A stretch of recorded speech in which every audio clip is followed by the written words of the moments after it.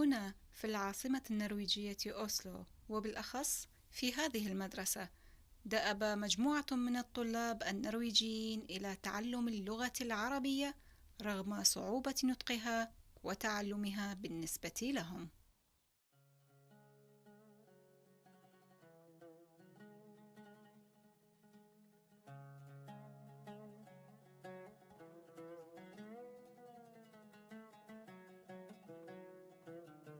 ضمن جولتنا في أرجاء المدرسة كان لنا لقاء مع مدرسة اللغة العربية خلود المناصير لتحدثنا عن تجربتها مع الطلاب. أنا مدرسة مؤقتة طبعا في فولك يونيفرسيتيتا،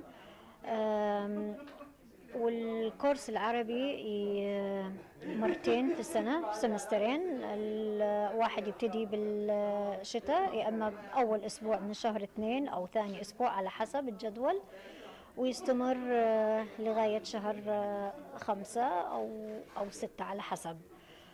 الكورس الثاني يبتدي في الخريف في أول أسبوع من شهر 9 ويستمر لغاية ثاني أسبوع أو ثالث أسبوع من شهر 12. بس هذا الكورس اللي أنتوا فيه اليوم هذولا ابتدوا في شهر 2 وخلصوا من 3 أسابيع، فكان عندهم اقتراح أنه بدهم يكملون، يعني يردون يكملون الليفل الثالث، لأن يتهيأ لهم أنه في فترة طويلة ما بين شهر 4 إلى الخريف مدة طويلة، فاقترحوا أنه يبتدون بكورس مكثف 4 ساعات كل أسبوع والمدة 5 أسابيع. اللي يجون هنا كلهم عندهم رغبة كبيرة أنهم يتعلمون لغة، أما في طبعا طلبة تلاقينهم شطار، في طلبة متوسط، في طلبة أتعب شوية عليهم، لأنه الاستيعاب كل واحد من عندنا يختلف عن الثاني. أوكي، بس كلهم اللي موجودين هنا حابين يتعلمون لغة، وهم اللي اقترحوا إنه ياخذون هذا الكورس المكثف حاليا. طيب أنتوا الآن بأي مرحلة؟ هل نقول مراحل متقدمة أو بالمرحلة الأولى من اللغة العربية؟ لا، اللي موجودين اليوم هم في الليفل الثالث، وفي الخريف راح يكملون في الليفل الرابع، ولو خلصوا كمان بدري احتمال ياخذون كورس ايضا مكثف على حسب هم راح امتى يبتدون، قبل الخريف او لو ما في سوري يعني قبل شهر 12، بس اشك انهم راح يخلصون ويبتدون بالليفل الخامس على شهر 2 إن شاء الله السنة القادمة 2017. في عندنا بعض الحروف إنه الفروق ما بينهم يكون صعب، مثلا عندك حرف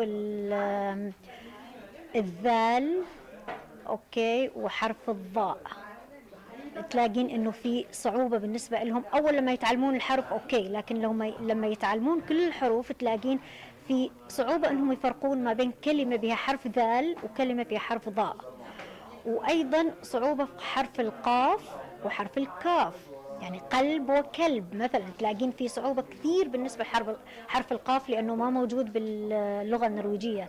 أيضا عندك حرف العين ما موجود بالحروف النرويجية، وأحيانا بعض الحروف مثلا تلقين حرف السين والصاد، الإنجليزي يقدر يفرق ما بين السين والصاد، لكنه النرويجي بتلاقين صعب أنه يفرق ما بين السين والصاد.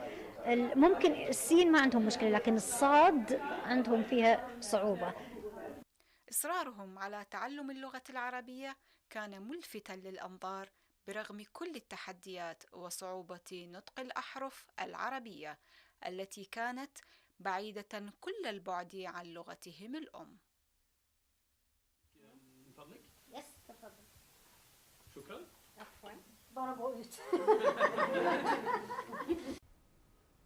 تعلم اللغة العربية من قبل النرويجيين دليل على أصالة هذه اللغة وحيويتها، الأمر الذي يجعلها تستحوذ على اهتمام الجميع من كل أنحاء العالم. لإذاعة وتلفزيون صوت النرويج، جنة الربيعي، أوسلو.